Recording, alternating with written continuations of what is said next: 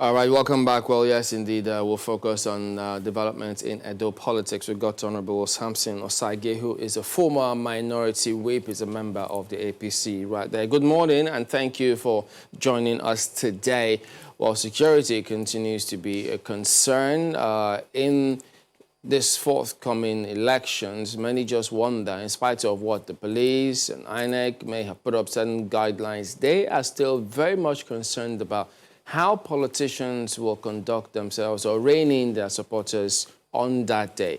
Let me start by asking you, what are you doing in that regard to ensure that the fears that people have is actually addressed as a party now?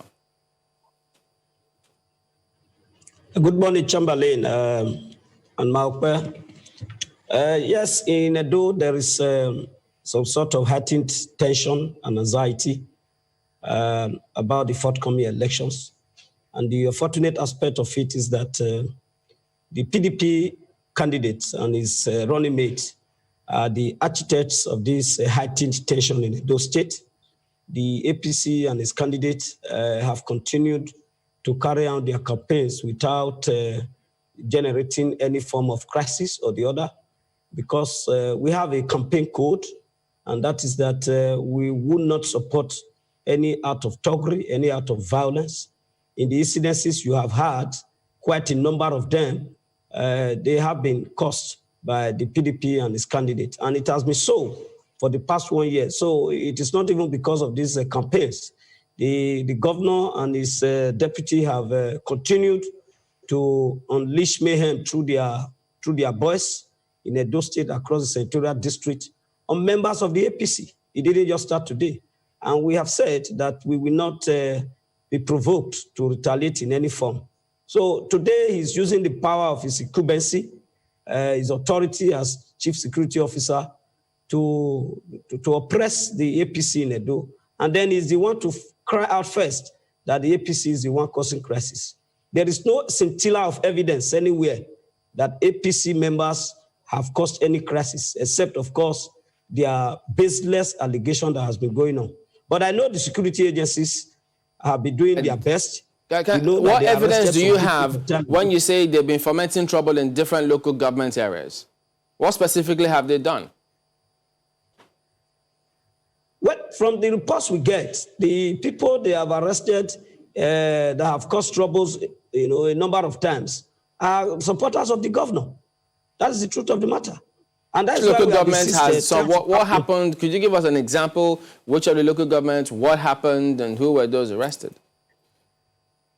For example, the day the House of Assembly was taken over by the governor and the talks, because he personally led talks to the House of Assembly, which they are now demolishing. Police arrested some boys with arms and ammunition, and we are calling on the police to declare the identity of those people so that those people will know who is causing mayhem. And it is also true that those who shot guns at people at the palace of the Oba of Benin were also members of the PDP who followed the governor to the palace. In Apana, we have written a petition to the IG and the Commissioner of Police stating the names of PDP thugs who came and started shooting, at villagers in Apanam, in Edo North Senatorial District. So we have these evidences, even in the course of this campaign, and we are saying that the police should parade these people and really let us know their identity, let the people know their identity, and then you will know the source of all of this crisis. They cause mayhem, they cause crisis, they generate heat, and then they blame it on the APC.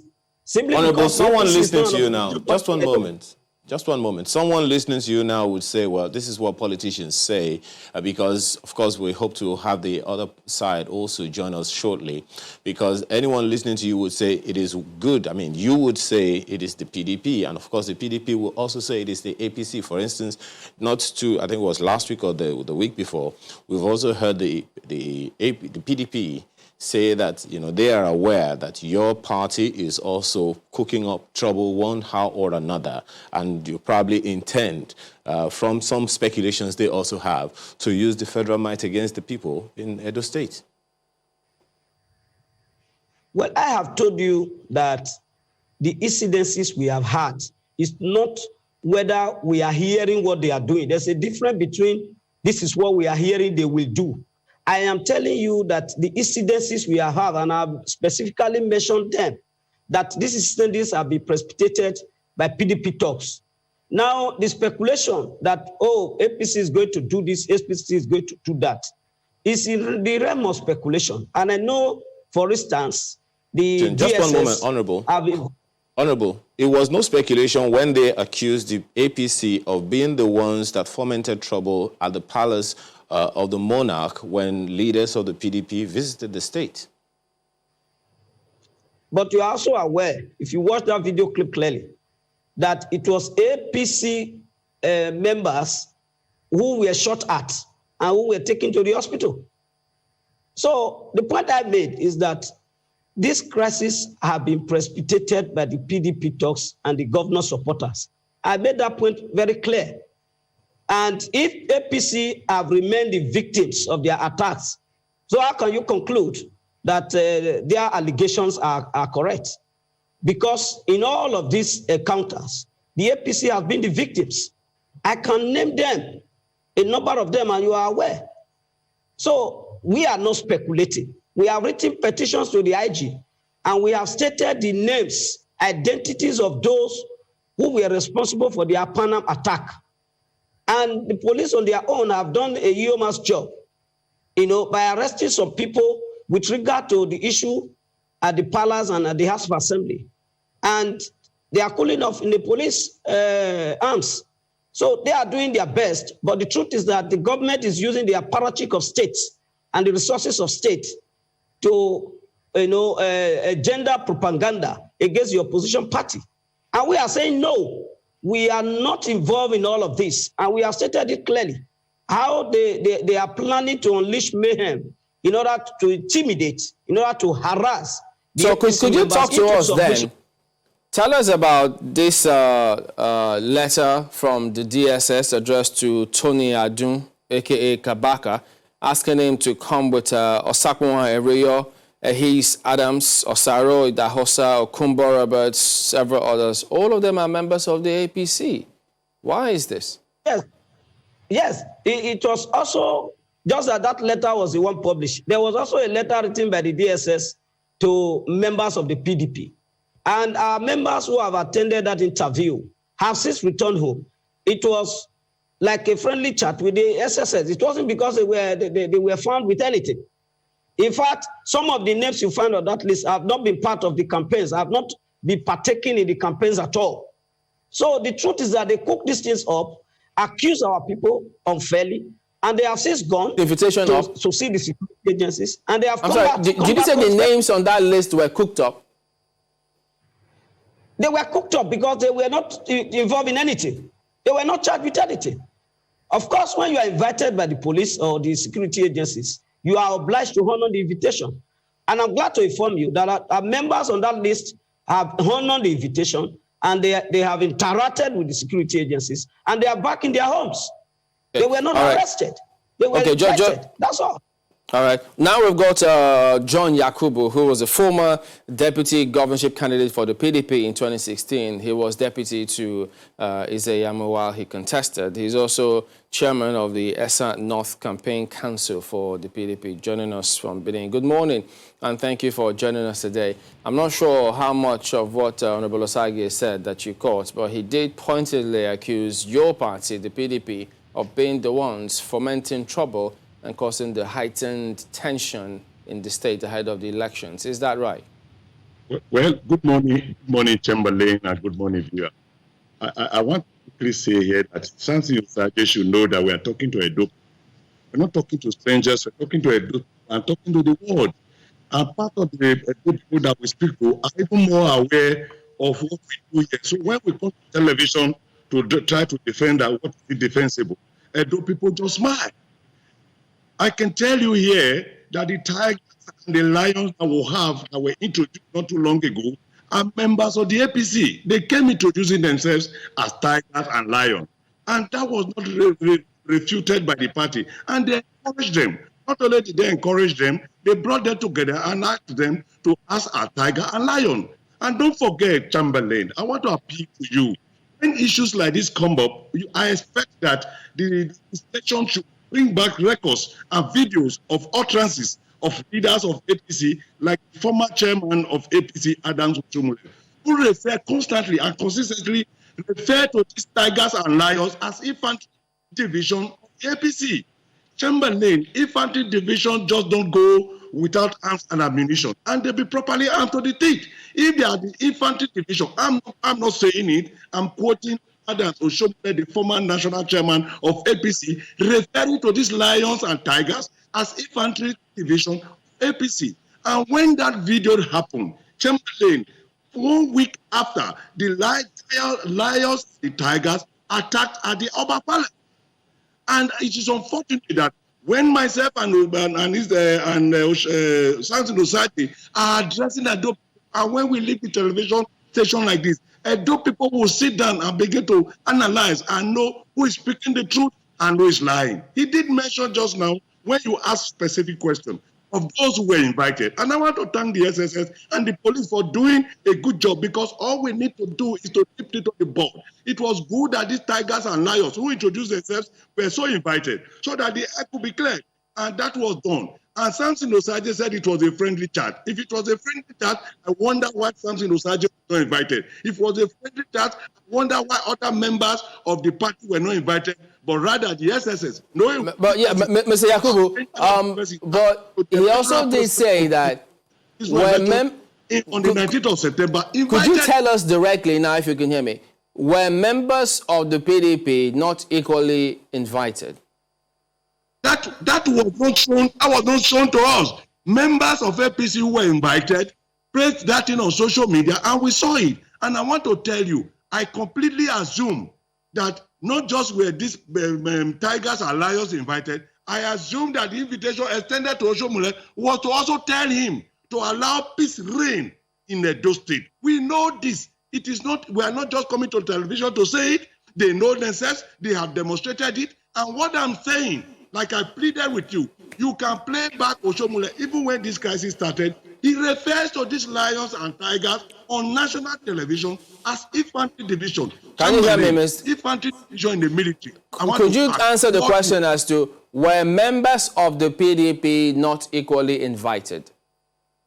I answered by saying, when that invitation was extended to the tigers and the lions, they themselves published it. And that was how we got to know that they've been invited. I am not a member of SSS or DSS. I am not there. Such letters are written and they are dispatched to the person they are meant for. For them to have come to television to show it to the world, sorry, to Facebook and social media to show it to the world, means that they were the people invited. We don't have letters of such inviting some of our members. And let me be specific. In all honesty, we don't have tigers and lions. And we don't intend to trade tigers or lions or have infantry division. You can see I am specific about what I'm saying. I'm saying this because these persons refer to themselves as tigers and lions, and they were encouraged not only to act as tigers and lions in their unit and ward, they were encouraged as dangerous animals to go beyond their ward. Chamberlain played that tape. But you're making a big deal out of the ones who were invited by the APC. But he just told us now, Honorable Osagie just said that members of the PDP were equally invited. So why are you making such a hoopla about those of the APC as though members of PDP were not equally invited? Honestly speaking, I am not aware. I am the chairman campaign council, Eastern Northeast Local Government Representative campaign to bring back Obaseki as a member of the party. I am not aware of any of our members. And let me say, our members were not invited because we don't have tigers and lions. And like I said at the beginning of this interview, we are speaking to Edo people. Samson Osagie and my humble self reside in Edo, and we do our politics in Edo. When we talk on television and come here to begin to deny issues that they are aware of, we just make mockery of the process of democracy. Let's bring back Honorable Osagie on this one. Just hold on, Mr. Yakubu. Honorable Osagie, could you directly respond to that? Because he says you appear to be distorting the facts. Well, Chamberlain, I can see the energy my brother and friend is dissipating on non-issues here. We are talking specifically of incidences of political violence in Edo State. And we have stated, and I have stated clearly today, that a number of incidences have occurred, which I have pointedly said were caused by the PDP.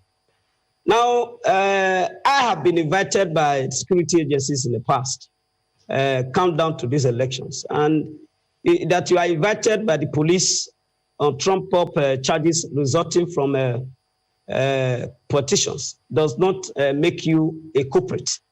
As we speak now, Chamberlain, it will interest you to know that some special advisors of the governor are on the run because after causing one mayhem or the other, the police and the security agencies have been on their train. They are running away. In fact, one has gone to the Federal High Court now for the enforcement of his fundamental human rights in order to stop the police from arresting him after he has masterminded an attack. So we have specific instructions. My brother and friend is tucked in Uromi, so he does not really know what is happening here. But Honorable Asage, what he's saying is that, if I could rephrase it, that politicians being who they are, that if the PDP were invited the same way that the APC's invitation letter was published, that the APC would have equally made a meal about the letter of invitation by the DSS to the members of the PDP if they had it. Is that right? Well, our members who received the invitations, acting out of clear conscience, decided to make it public that this is what the PDP is masterminding.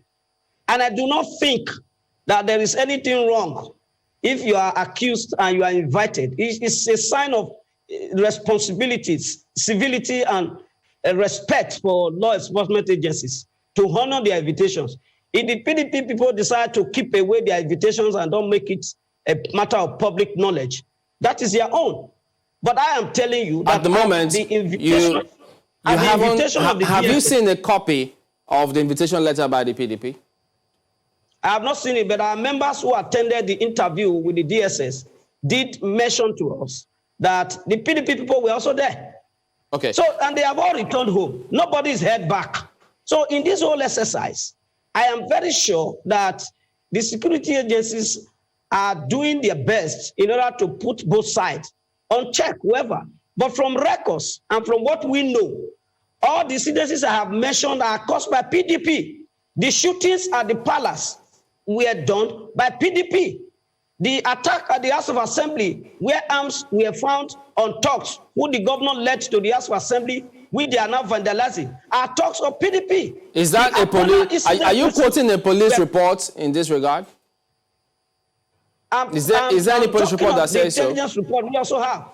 We are in this business of campaign, and we are discreet enough. We are diligent enough to know what is happening. We also carry out our own discrete investigations. All right, so that means that at the moment, there isn't any security agency report that indicates what you're saying at the moment. But there might not be, but just the way he is saying what he's saying, there might not be, but I can assure you, and that is why we are calling on the security agencies, disclose the identities of those who have been arrested, so that the people will know the truth.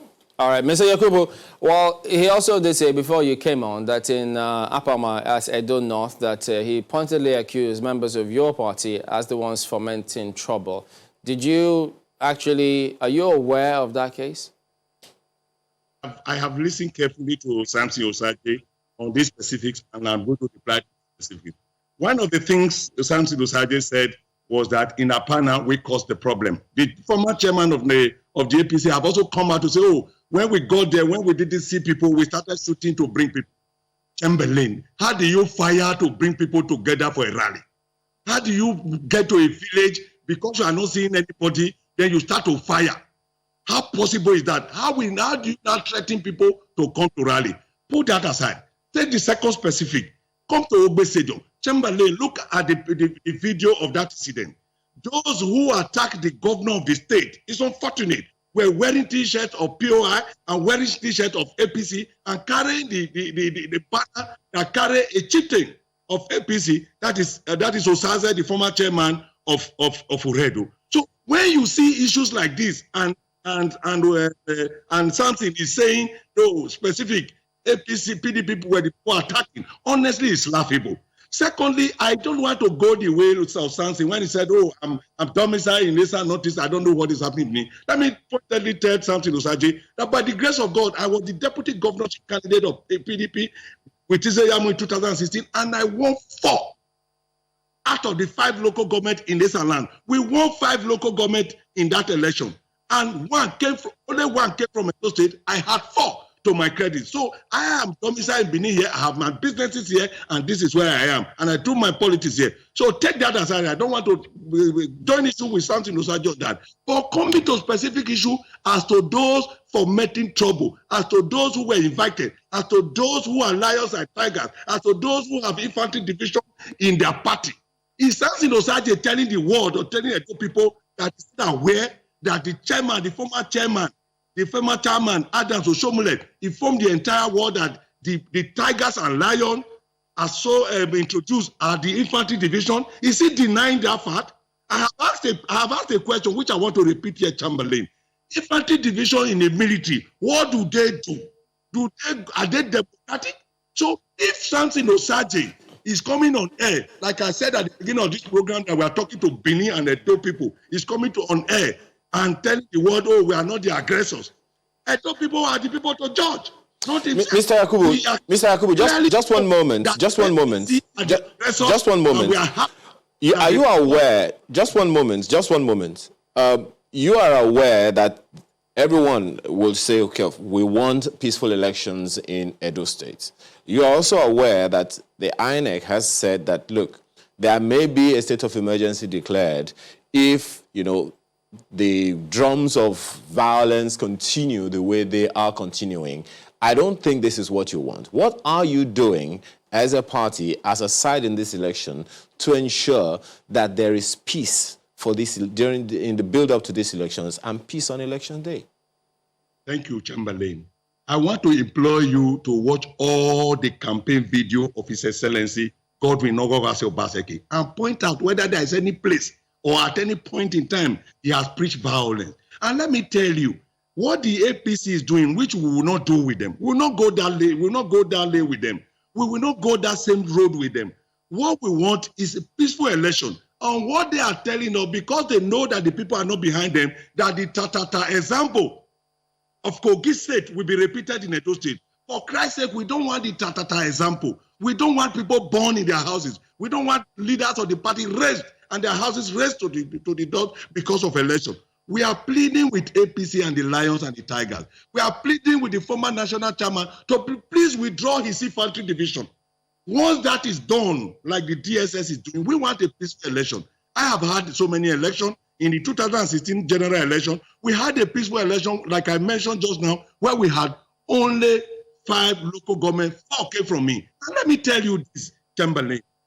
The present governor and Edo people are not contesting against APC. Know this, they are contesting against a section EPM of APC. So when they come to say we are APC, it is a section of APC that's actually contesting this election and not the whole of APC. Because all right, just one moment. Let me ask. Just one moment. Let me ask Honorable Osagie the same question now. Everybody wants peaceful elections in Edo, and I'm sure you do not want this kind of thing to continue, which would scare voters, some would say, in the build-up to the, the last elections, in the 2019 elections, for instance.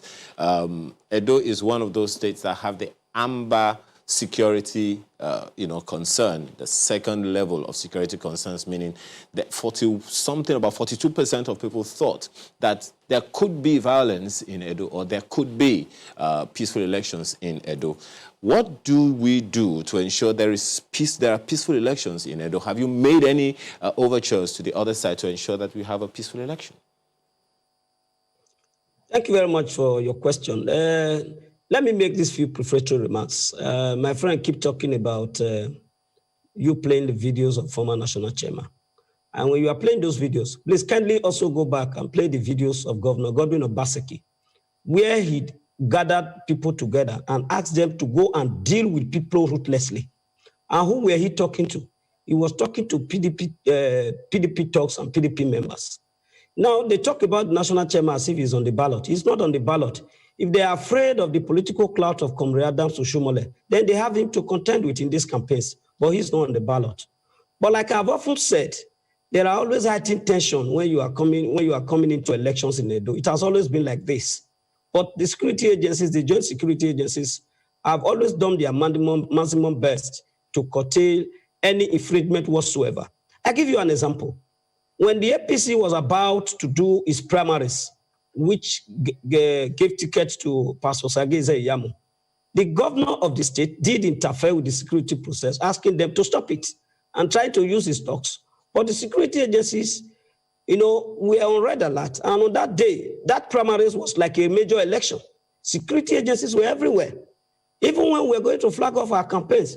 So I am very confident that the hula baloo that the PDP is making out of this whole crisis to give the impression that the APC is arming talks, they are actually the one doing it. In my own unit, as I speak to you at the Igba community, they have recruited talks and they have asked them that if they can't win, they should make sure that there's no election there. And the boys are the boys that I have worked with in the past. They paid them to cause mayhem. You can't tell me I don't know this. This is my immediate community. So John Yakubu, my friend, he is so emotional about this whole matter without looking at the facts. The facts on ground remains that the governor has said he's the only one with immunity and his deputy. And so he has power to command whatever should be done to the APC. And he has so done that in the past. I am very confident, Chamberlain, that at the end of the day... Did you just say that those boys are the boys you worked with in the past? Oh, yeah. The thugs? The lions and the tigers? Or what do you mean? Thugs. I mean, not necessarily thugs. They are young men. There are some young men, few of them. There are some young men who they try to buy over in order to make sure that they undo me on the day of elections. And I am the target. So I am the target of those boys. And I know I have incidented it in the police station. So we know what we are talking about here. So does that mean different groups work with different boys, and when times change, the boys move to other groups? Is that what's happening here? Chamberlain, this is politics. There are a group of young men around the corner who goes for the highest bidder at any election. These are practical issues that happen during elections. So these people are not stationed permanently. It depends on who pays for their daily bread. We have a number of them like that across the polity. All right. So it's not peculiar to one place. Okay, well, we'll come back to this in just a moment and get both of you to equally speak to other people about certain other matters. Please stay with us.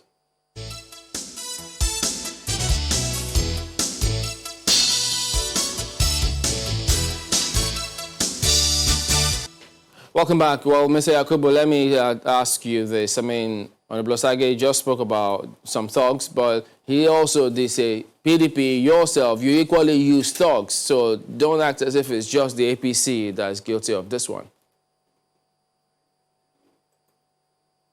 At Osage, a lawyer of 25 years, contradicting himself on very sensitive issues that have to do with the election. At one point, he said his boys. At another point, he said they were going to be used against him. At another point, he said they will be paid handsome. And when you asked him, these are your people, these are your boys. And he said, oh, this boy goes for the highest bidder. Which means at the point and at time he used them, he has so much money to pay for these same boys, his own boys. Yakubu, have your party not used them before? That's the question. Haven't you? He says that you're doing it. 25 years of practice, and I know contradicting himself on this issue. He told you, Chamberlain, my boys are being recruited to be used against me. And said, secondly, he's sure that they are working for the highest bidder. Which means at the time he was paying them as lions and tigers, he had enough money to keep them. The electorate in Edo State are watching you right now. Are you saying that your party has never made use of political thugs? Honestly, Chamberlain, I have contested a lot of elections. From the local government chairmanship election in 2007 to 2013 and then 2016. I can speak straight from my conscience to the people of Edo State. I have no reason whatsoever to engage thugs in my political activity. And I have come to know the governors, having worked with him for the past 2-3 weeks, have also come to know him as a man of peace. And let me tell you, when he was accused, go back to record, when he was accused by the former national chairman of not being able to win his election, he told him he would rather lose his election than to go the Tatata way. These are issues you have in your archive. Remember, just one moment, Mr. Yakubu. For a peaceful election, just one moment. Mr. Yakubu, just one moment. You also remember that your candidate said on television, on camera, and was broadcast all over the place, that, and he said something like, if they want violence, we will give them violence for violence. How is he going to achieve that?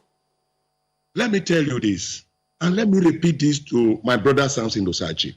If they want to do what they did in 2016, what the governor is saying is that the Edo people will resist them. And that is exactly what they are seeing on national television and on campaign from word to word. Mr. Yakubu, what he referred to, what my colleague just spoke about, is that there was that meeting there and there were boys in the background. And he said, when I have you boys here, those are not just Edo people in the context that you use it.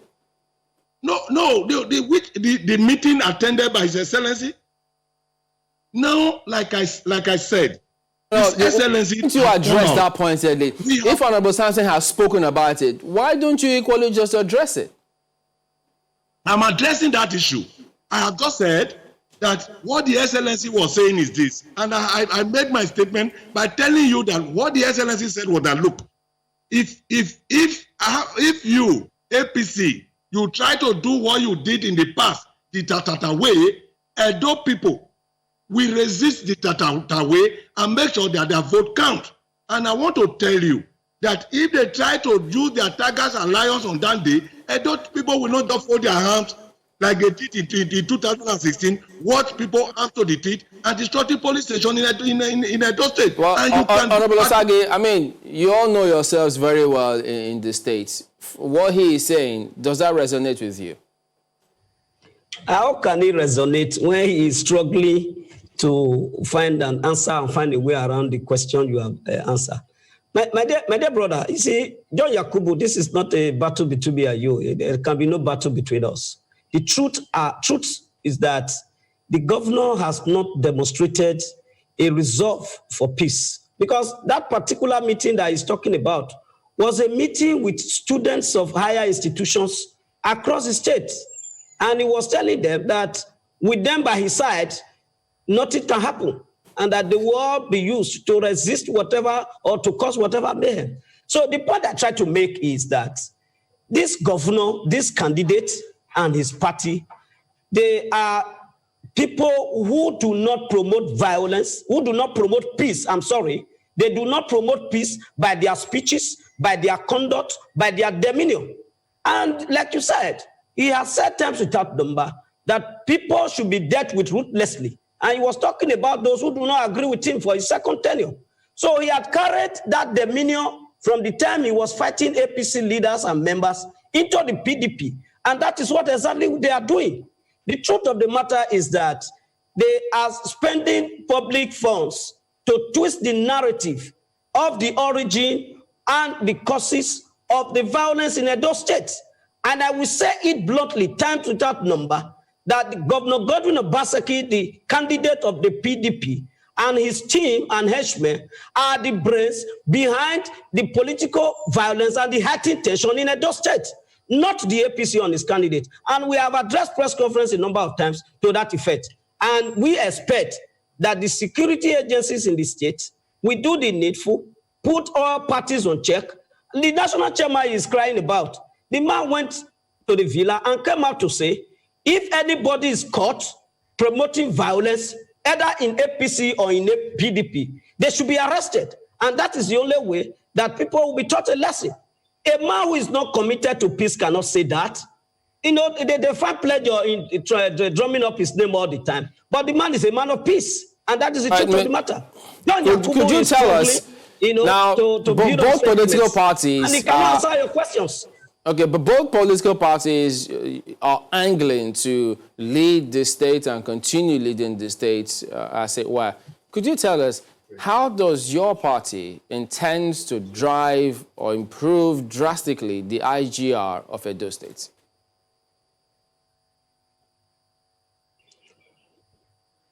Are you asking me that question? Yes, please. Are you saying I should start campaigning on this platform? I'm asking, what do you, because it's not just about violence and ensuring things happen. The people would like to have an idea in terms of why should they even look to your party? Well, what we have said times without number is that we have a governor in the saddle who do not have a clear-cut roadmap for the development of Edo State, and nobody can hold him onto it. Our candidate and the party have developed a blueprint for the development of Edo State in all facets of human endeavor, be it the economy, social security, infrastructure development, manpower development, empowerment, and employment. Now, you make specific reference to IGR. The truth of the matter is that under Governor Adams Oshiomhole, the IGR of the state has started improving tremendously. What this man has done when he begins to talk of thugs collecting revenue is to replace those people with a different set of people. There is nothing fantastic about what he has done. As I speak to you today, thugs are still collecting revenues and taking people to mobile courts for failure to collect revenues. Market women are being sent to jail. What we are going to do is to continue and improve on the automated collection system that was introduced by Governor Adams Oshiomhole and develop a strategy that will ensure that our tax collection mechanism is proportional and not punitive the way we are having it in Edo State. Our tax collection policy will have a human face, not the type where people who cannot pay 100 naira because their businesses is even less than 1,500 are being sent to Oko prison for failure to pay, and they are being hounded into police detention camps for failure to pay money as small as 100 naira, and that is the evidence across the state.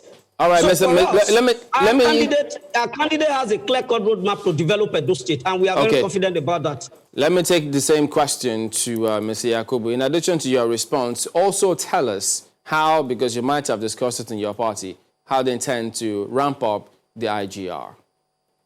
Well, like I said at the beginning of this program, when we speak like this, we are speaking to Edo people. We're not speaking to ourselves as politicians, but the Edo people who live within Edo, who on the 19th of September will come out to vote. When it comes to a clear-cut roadmap on how to develop Edo State, before going into IGR, Chamberlain, for 3 years, I will quickly mention 3 things that have brought development into Edo State, all located in one local government in Ologbo. The gas collection center, the modular refinery, and the Oshomo electricity that have brought in about 55 megawatts. That has been achieved in less than 4 years. But let's be specific about the issue of IGR that you said. Chamberlain, I was chairman between 2007 and 2010. And for that period, Oredo local government could hardly get 5 million naira at the end of the day. That local government was commonly referred to as zero allocation local government. But when Obaseki came, he said, no, we cannot allow this money in the hands of individuals, like he said, just like, oh, their talks are collecting the money. People who have no investment but celebrated billions in Edo State, known to Edo people, they don't have any investment anywhere, but they went to Dubai to celebrate billions, where the people collecting the money meant to develop Oredo. As I speak to you today, on a monthly basis, like I said, between 2007 and 10, Oredo was on a zero allocation because of these persons. But when Obaseki came, as I speak to you, Oredo alone can boast of between 70 and 100 million monthly internally generated revenue, done, computerized, everybody happy, including members of the National Union of Road Transport Workers who get their money, their percentage from that amount as clearly collected the All right. agent of government. Mr. Yakubu, just one moment. We hear you here, but another issue that will be of concern to the people of Edo is that of unemployment. Yeah, it may be a general issue all over the nation, but as at mid last year, I'm not very sure what the figures are now. It was about 25.1%. That was the unemployment rate in Edo State. Do you have any idea what your candidate intends to do to ramp up employment in the state so that the poverty rate can reduce? Released a figure last week, and they told the entire world that the Edo State came first for being able to reduce the unemployment percentage for about 24 to 18. And that is why when you come to Edo State, our sister states are feeding Edo State with a workforce. There is no person, if you come to Edo State, there is no person from the northern part of the Nigeria coming to Edo State without having a job to do. And I can tell you, take for the modular refinery, for example, the welding and the fabrication unit of that establishment alone had employed over 1,000 people. And all right, let me take the same question back to, just one moment, Mr. Yakubu. Let me take the same question to Honorable Osage. Now, unemployment is an issue all over the nation, including Edo State. What's the plan of your candidate? Well, one of the 6 pillars of our candidate's governance architecture is empowerment and employment. And this will be done in a multi-pronged approach of empowering the people by contributing to their business, supporting their businesses, small and medium-scale businesses, so that they become self-sufficient. And you know, this is the bedrock of the economy. And then getting on investment that will be attracted to encourage local content by way of using local members of our communities to be involved in investment in their respective communities. Now, let me quickly say this. The modular refinery is talking about is a private investment backed by the federal government into which Edo State had merely bought shares and had equity through the contribution of land and some funds, just buying equity. So they can't claim credit for it, 1. 2, the money he said Oredo is generating, what impact is that money having on the Oredo local government? There are roads in Oredo that have not been graded in the last 3 years, and they are unmotorable. If you are collecting so much, how much impact is it making? Then 3, the statistics you are talking from the National Bureau about employment and unemployment in Edo State are mere paperwork. They do not impact on the people of Edo State.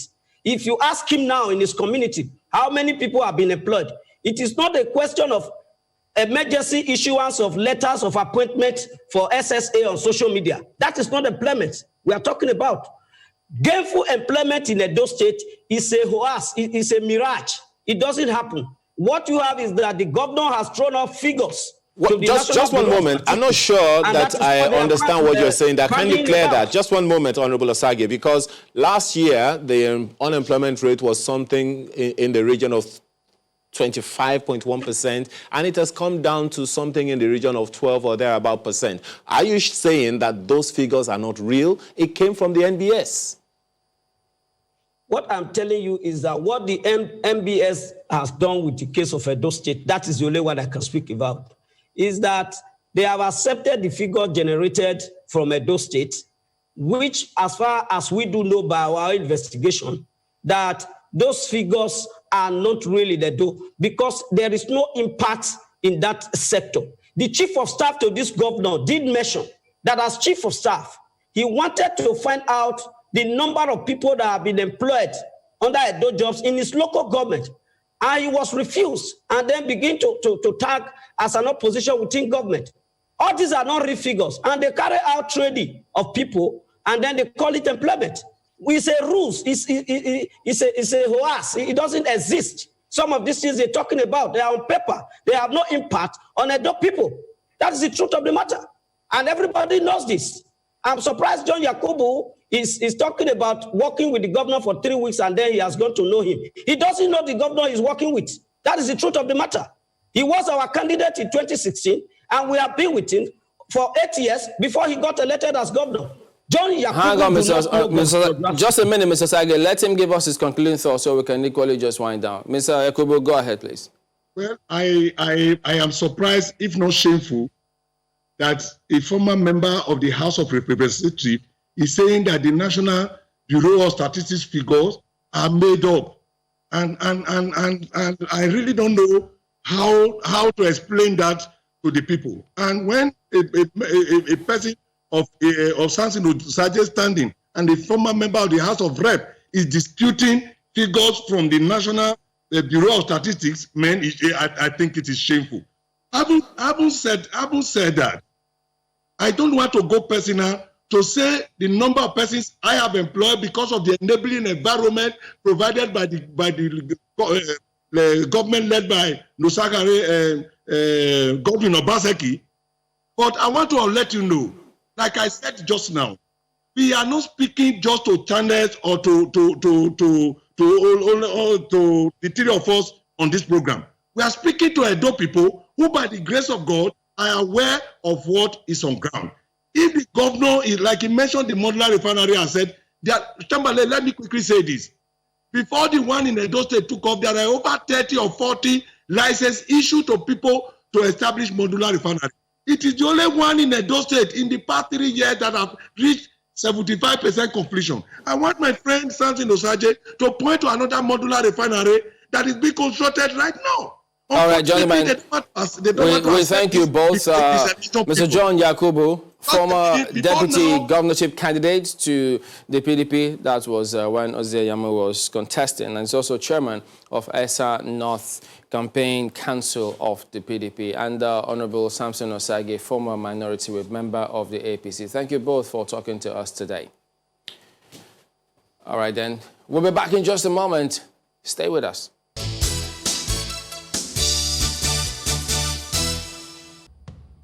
Come back. Well, focusing on some issues that played out in the House of Representatives. We've got Honorable Mark Billa, who joins us from our studios in Abuja. Good morning, and thank you for joining us. Well, the House of Reps did announce that they had... Good morning.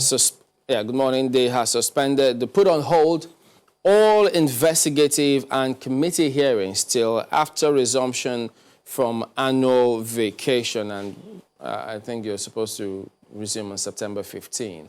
Now, that has been generating some reactions from your party. What's wrong with this suspension or putting it on hold? Okay, good morning, Chamberlain. The pleasure is all mine to be on your program this morning. Now, the main issue is the propriety or otherwise of that instruction. The House of Representatives is a constitutionally instituted body, and it is not under the directives of any specific individual. So when you look at that instruction that purportedly came from the leadership of the House, because it was sent via a letter from the majority leader, who, according to our standing orders, when it comes to committees, only liaises with chairman and deputy chairman of committees. So we do not know what constitutional power, because we're looking at statutes. And when we start to look at statutes, let us first start with the Constitution. Section 60 of the Constitution gives the National Assembly the power to regulate its own procedure. And in regulating its own procedure, we have all in the Senate and in the House instituted what we call the standing orders and laws that govern our procedure. That's why in Order 1, it says that these laws shall govern the proceedings of the House and every committee of the House. And when you look at the overarching argument that even the Constitution, which is superior to our orders, say in Section 62, it now also gives us the power as a National Assembly to appoint committees. Now, we're now talking about a constitutional matter. For the Speaker and the leadership to sit and by fiat issue a proclamation stopping committees from acting, in my own opinion, and I think in legal parlance, and probably the legal luminaries who know better will agree with me that the propriety of that decision is questionable, because there's no provision in our laws that allows or gives the Speaker that power. Order 7 Rule 1 stipulates the functions and the powers of the Speaker. And in none of them is he given the power to suspend the work of a committee. Does this then mean? Constitutionally also, yeah, Mr. Gbele, does this mean that Section 89? So does it mean that this action, if the law is not backed by your rules, it's null and void because everyone seems to have complied with it? Yes, everybody has complied with it. Is in the spirit of oneness and the spirit of progress. But it is not out of place for those of us who espouse the rule of law to question that decision. And remember, because in that same order I referred to, the Speaker is given the power in consultation with the principal officers to remove chairmen. Obviously, you would see that some chairmen will be cautious about going against this order. We'll talk more about this when we return in just a moment. Please stay with us.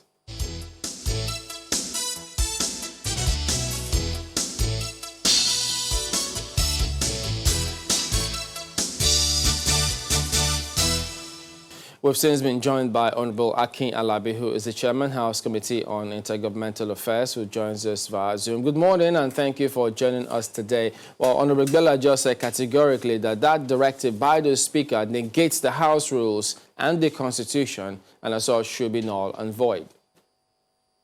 No, that's absolute. That's false, not false. And I'm saying this because it's in the tradition of the House not to have committee meetings during the recess. And that wasn't obtainable in congresses all over the world. Congresses will try to model, like the United States that is on recess. No one is having committee meetings. No one is having oversight engagements. And when you consider a moment like this with COVID-19 and all whatnot, and a lot of members of, I'm a committee chairman myself, as you said, I tried to convey a meeting as soon as the recess was over. I called my deputy, was in Katsina. I called other members, they were in Isenyi, and they were in other parts of the country. So everything is in a mess. So I think the leadership just thought the wisest thing is to pause for a few weeks because we'll soon get back into the House in a couple of weeks. So there's no point having these scattered, not put together committee meetings and oversight engagements. Let us take a break for just a couple of weeks. We'll be back in September, then we'll continue from there. But the House knew, the leadership of the House knew that the calendar, they had all of those details before time. In fact, some of them were already in the field carrying out their functions when they got the message. So that's why people thought, wait a minute, they had all the plans. Why it appears as though it's a knee-jerk reaction? As I said, it's the tradition of the House not to have these things. So each committee is a miniature of the House. So like a chairman of a committee is like the mini speaker at in that committee. So what happened was that these committees were already working. It's not up to the speaker to tell them, hey, you guys, you have to stop because we're going on recess. It's up to this committee chairman to actually have stopped these engagements since everybody knew when we were going to go on recess. It's not like the speaker just woke up one day and said, you know what, guys, we're going on recess next week. That's not what happened. Everybody knew the date of recess for about a month before we went on recess. So it's only sensible for each committee chairman to say, we're going to conclude our investigation, our probe, oversight engagements and meetings before this recess is over. All right. So, Honorable Gbele, if that's the case, then why then are you miffed about it? Okay, thank you very much, Chamberlain. Good morning, Akin. Maybe, with all due respect and sincere appreciation to Akin, he probably, as a new member, is saying things that also are at variance with those statutes and traditions he's referring to. There is no such statutes and tradition that you do not have oversight or committee activities. He made reference right now to the American Congress. Is he aware, he probably isn't watching CNN, that as we speak, they considered the bill 2 days ago on the USPS? Akin, I'm sure you're aware of that. They were called to consider that them And in the process of this, there was also a hearing. Hold on. There was also a hearing of the Senate, who is also on recess, on the same issue with the USPS head. So it is not alien to this assembly. And I was expecting Akin to give me statutory provisions backing that action. It is not the culture. There is no such culture to say you do not do so. It is the first time in the history of the National Assembly that I am aware of, as a ranking member, that by fiat, the leadership of the House is stopping the statutory activity of committees. And these activities are backed by a resolution of the House. And I personally believe that for any action to rescind the activities of those committees to be tenable, it should come by a resolution of the same House, not by fiat. Let me get back to him. Let's see if he can rebut to... Honorable Bella, you will continue in a moment, but let him just see if he could rebut to or respond to what you said. You remember, you wanted him to give you some response. Could you go ahead, Honorable Akin, please? First of all, my first statement was that it's a tradition of the House. I didn't say it's the law of the House. That was what I mentioned. So there's no point trying to tackle that, trying to rebut that. Secondly, he gave example with the U.S. Senate and U.S. Congress.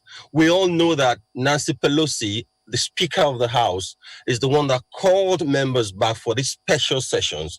So if the Speaker deemed fit to call people back for special sessions like this, then that's a different ball game. But the Speaker is now the one that is saying, and the leadership of the House is the one that is now saying, take a break. Then that's the point of using the U.S. Congress. It's a wrong example because it's a special session.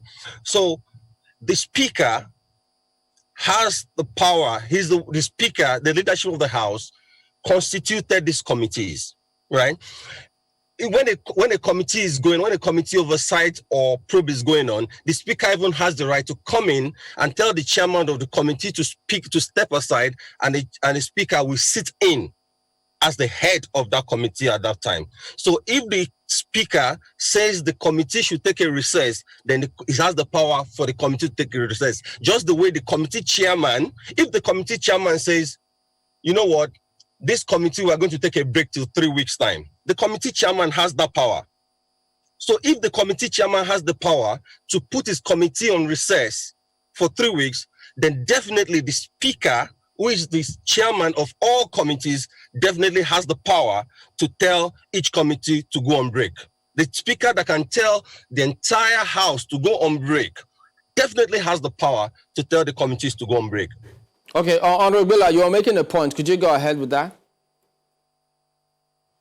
Okay, yes. Before I go ahead with that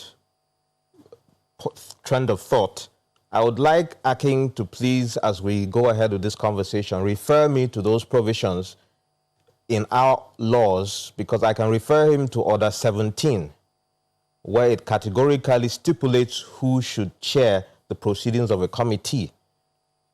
It is also alien, in my experience in the National Assembly, for the Speaker to come and take over the proceedings of a committee.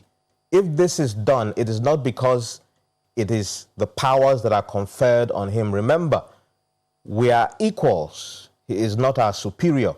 We elected him to lead the House, and he has been conferred certain powers by our rules based on our volition as members to allow him, in consultation with the principal officers, to appoint committees. And the procedure for committee meetings and activity is clearly articulated in our laws. So I want Akin to please show me where the Speaker has the power to interfere in the proceedings of a committee like he has done on 2 occasions. Now, the other point I wanted to mention is what my party alluded to and what many Nigerians are concerned about, and I personally am also concerned about whether or not there are ulterior motives to this suspension. Now, with due respect to the leadership of the House, this is a defining moment in the history of this 9th Assembly, considering the altercations that the committees, especially of the House of Representatives has been having with the executive. And this obviously has given credence to the allusions by Nigerians that this is a lame duck legislature. But for me, I would say that it now behoves on the leadership to show that it is not a lame duck leadership, because it can't be of the legislature, because for some of us, we will speak truth to power, not because we are being recalcitrant, but because we owe it a duty of care and a responsibility as representatives of the people to speak the truth, no matter whose ox is God. And one of the concerns we have is, what is the ulterior motive? Is it because these altercations are bringing things to the fore that are making this government uncomfortable, like the NDDC issue? The PDP caucus has already issued a statement to the Speaker requesting for the full details of what the minister sent, the letter that was sent. We are privy to the fact that not all of it was read by Mr. Speaker for reasons best known to him. There are certain details in the letter that were not divulged. We know the issue that transpired with the Minister of Transportation, a very embarrassing situation, both on the end of the minister who, if I might say so, from the get-go did not conduct himself in an honorable manner, in the very confrontational manner he was choosing to answer his questions. And of course, my colleague also should have exercised a lot more discretion and decorum in responding to such issues. But then there is the very weighty allegation also about whether or not the executive itself is troubled by the revelations these investigations are bringing to the fore. Okay, so if we allow time to elapse, maybe, perhaps, there might be some discussions about whether or not these committees should proceed with their activities. Before you go further on those other concerns Nigerians have, could you talk to us about some provisions of the letter which you say may not have been read out? What provisions will those be?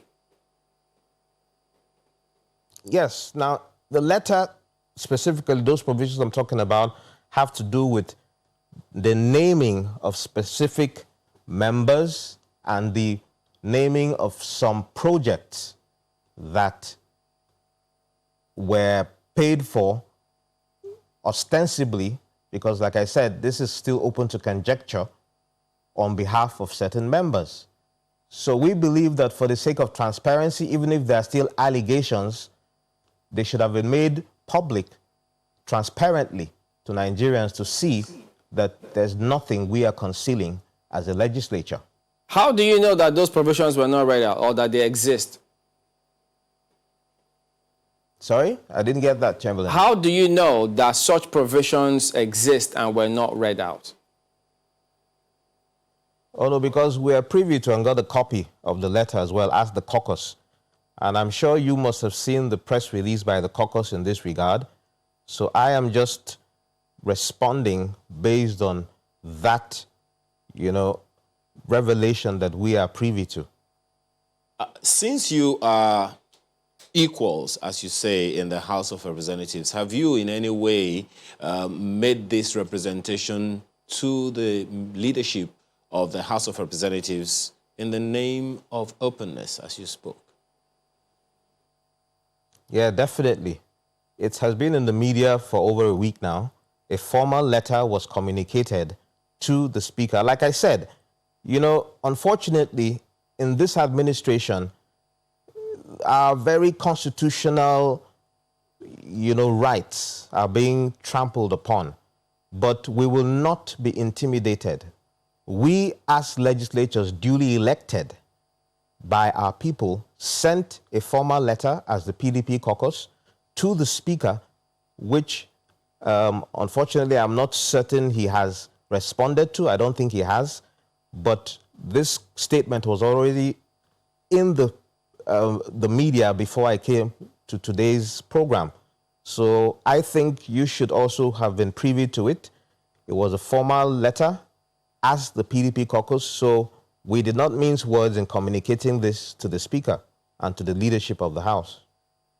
Also spoke about the fact that, maybe the National Assembly or the House of Representatives leadership in particular is concerned about some of these revelations. To what end do you think this suspension this suspension of the investigations that have been ongoing, to what end do you think that suspension will impact or impair anything? Oh, it will do so significantly.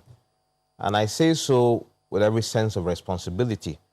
Remember, we're still in the realm of conjecture, in the realm of concern of allegations or speculations. But when you look at a situation where 3 weeks has been allowed between the activity of a committee that is at the brink of some very serious revelations of corruption or ineptitude, then within those 3 weeks, compromises can be made.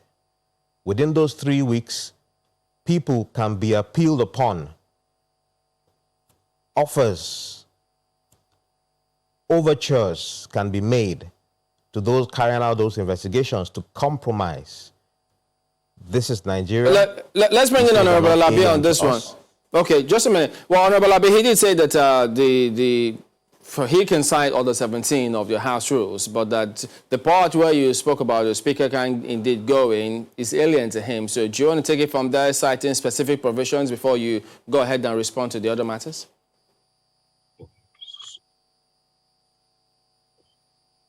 First of all, the Speaker is the one that has the power to set up the committees in the first place, right? Which we all know, which is what happens. And the Speaker can decide at any time, the leadership of the House can dissolve these committees, can pause the activities of these committees. If you can set up a committee and dissolve a committee, you definitely can pause the activities of that committee while on recess. There's no point, there's no need for a special law to say the Speaker must be stated that the Speaker has the power to pause the activities. The Speaker can ask us to go on recess, the entire House. Is there a law in our standing orders that says the Speaker has the power to tell us to go on recess? It doesn't have to be stated in toto like that. But the Speaker has the power to set up these committees. Then the Speaker has the power to dissolve these committees and tell the committees to go on break. But I don't want to get dragged into all that because we know that this is purely politics. We know that this is purely politics and people are trying to destabilize this sanity that has been going on in the House. We saw all the mess that has been happening in the committees. Just one moment, Honorable Alabi. Perhaps some other people watching now and listening to both of you would say maybe there is some merit in what he's saying because of certain revelations that have been coming up, and for the suspension of the committee's work to stop midway without a resolution, maybe as you heard Honorable Bila say, maybe there is some kind of cover-up intended somewhere. How do you react to that? What revelation? What revelation? Go ahead. I mean, you know what's happening with the NDDC probe. You also know what the revelations that are coming from. Revelation. What revelation? Because there's been a lot of drama. Because there's been drama on the floor of these committees, does that mean there's any particular revelation? The last one we saw with the Minister of Transport, there was no particular revelation. But if you see the proliferation of a lot of meetings for these committees without due caution, without respect to NDDC guidelines for social distancing and all this in the middle of COVID-19, and you saw all the things, the way these things have been going on, like as if it's a battle against the executive. A lot of people try to use the term. It's a lame duck, like my Honorable Bila just said now. It's a lame, is the House a lame duck legislature? The truth is that the House doesn't have to be fighting the executive. There's no law that says you have to be fighting the executive, right? And probe does not mean bickering with the executive. right? These things are getting messy, and we could see it on TV, how even the House members were conducting themselves. And the Speaker feels with the COVID-19 issue, with the proliferation of these meetings, and with the mess that's been going on, let's take a week or 2, 3 weeks and go over these things again and how best we're going to approach it. And it's coming at a time where we're on recess, where there shouldn't be work going on in the first place. So everything works for good. It's only a political mindset that will make you come up with all these things. They know they are playing politics. They are not going to come out and say they are playing politics, but everyone knows this. So the sanity of the House is also important. We need to get the House working well, because everything seems to be a mess in the last couple of weeks. So let's take a pause. Okay. Let's come back in a couple of weeks and let's resume. All right. Let me take this back to Honorable Gbila. How do you respond to him? Okay, first of all, like I always like to do, I like to first of all stand on statute, because Aking is still talking about, culture, still talking about what he believes. No, but I'm talking about statutes. Section 60, if he does not seem to remember, because I wouldn't want to say he doesn't know of the Constitution, very clearly is where we draw powers from to regulate our procedure and the summoning and recess of the House. You see, that is where the power comes from. It is not in our laws. That's why it's not in our standing laws. It is a constitutional provision for the National Assembly. Then secondly, when it comes to Section 62 that I referred to, when it talks about the creating, that is where we got the powers to create committees. So it is not Mr. Speaker of his own volition that started to create committees. It is a constitutional expectation, because the global norm in legislation is that the work of legislation is done through committees primarily. Even when bills pass second reading, they are referred to relevant committees, because that's where due diligence is done. So it's also a statutory provision in Section 62. And then finally, in Section 89, it refers to how those committees created under the provisions of 62 would have powers to do certain things. Now, if you look at that, we're talking about the constitutional situation here. So when you now juxtapose it with our laws, which specifically gives powers to the Speaker for appointing the chairman, that does not confer on him the power to dictate the activities of the committee, because these are constitutional matters, in my opinion. Like I said, I'm not a legal luminary, but I'm interpreting the statutory provisions the way I understand them. And in our laws, it says he has the power to appoint the chairman in consultation with the principal officers. And subsequently, after that is done, the committee chairmen are the ones who have the power to chair and direct affairs of the committees. If the Speaker has concerns, and this is also speculation here. Okay, Honorable Gbila, just a minute. I'm trying to understand your point here. When you speak about Section 62 in terms of the House having the powers to regulate its own functions, and then you also refer to Section 89, I'm looking at it now, I'm wondering what your point is, because 89.1, talking about for the purposes of any investigation under Section 88, the House or Senate their committees will have powers to conduct certain things, but wherein lies where it says that the Speaker or the House cannot suspend those actions, or that if the Speaker does it, it is illegal, because I'm looking at A, B, C, and D. What portion of that Section 89 were you referring to make that point? Yeah, you just referred to it there, Chamberlain, when you talked about having powers to carry out 62 that activity. Or 89? And 88 previously talks about by resolution.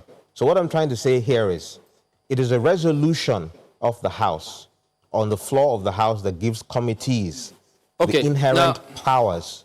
As just a quick one before we get back to Honorable Alabi. Now, could you tell us, because if this was not stopped, it was just put on hold pending the resumption. So what do you think will be lost? Because when you come back, they continue from where they left off. Isn't that the case? So the question you should also ask is, Is that the real intendment? What Will do you this think the intendment really is? continue? That is what we'll wait to see. Because even if it is continuing, what would we have lost in terms of the period in between? The synergy, the momentum of work being carried out. Like I mentioned earlier, an allusion, again, like I said, so I'm not taken out of context, is the possibility of what can ensue between now and when it is purportedly supposed to resume. A lot of things can happen. A lot of compromise can be made. A lot of overtures can be made. That is where Nigerians and some of us have the concern. Honorable That is Alabi. where the concern is being expressed.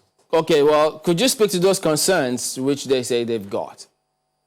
Yeah, first of all, Honorable Wheeler was quoting the Constitution holding the standing order of the National Assembly.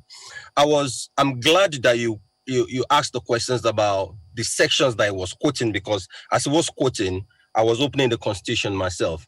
And it's not been a comfortable interview for me because I was driving to your studios actually to be live in the studios. But because of so much traffic, Third Mainland Bridge, it was a mess. So I actually had to park somewhere and do this in the car. He was holding the standing order and he was quoting the Constitution. You could see the deceit in that.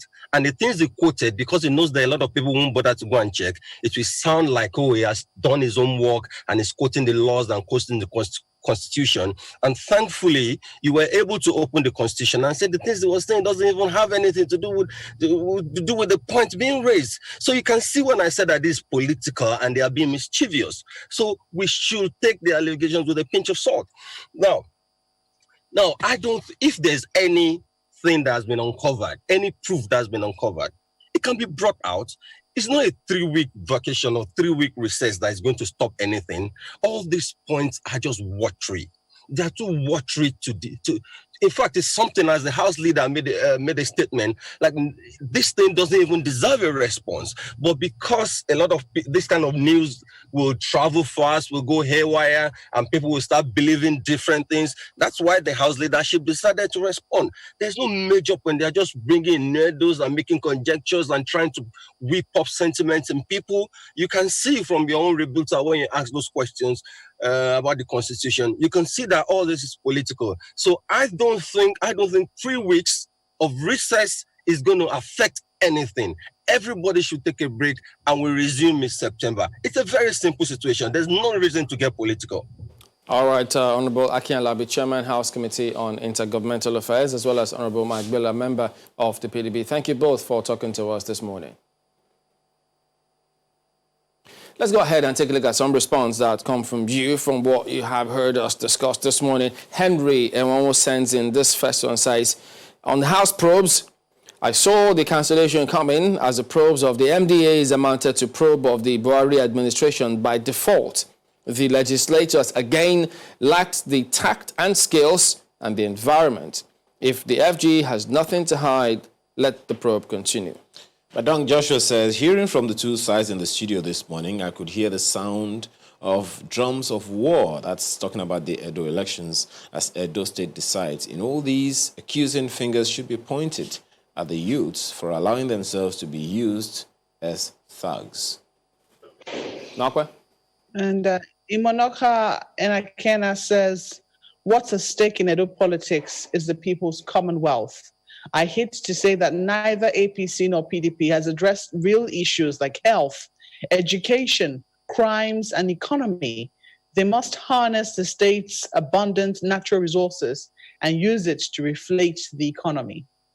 Well, this one is from Victor. He says, dear Edo people, to be frank, neither the PDP nor the APC have demonstrated maturity and indeed has articulated any credible plans of what they have and want to offer the people. It seems it's all about violence, rancor, and quarrels. I would have thought a neutral party would have taken opportunity to sing a different tune and win the hearts of the electorate. He believes both parties will neutralize each other and may end up disqualified if INEC can't do the right things. But we'll get the crux of your message. We do thank you all for your comments, and we hope that you keep them coming as well. We'll see you again tomorrow I'm Chamberlain Uso. I'm Ayo Makinde. Please do stay safe. And Maokwe Ogun Yusuf, be responsible out there.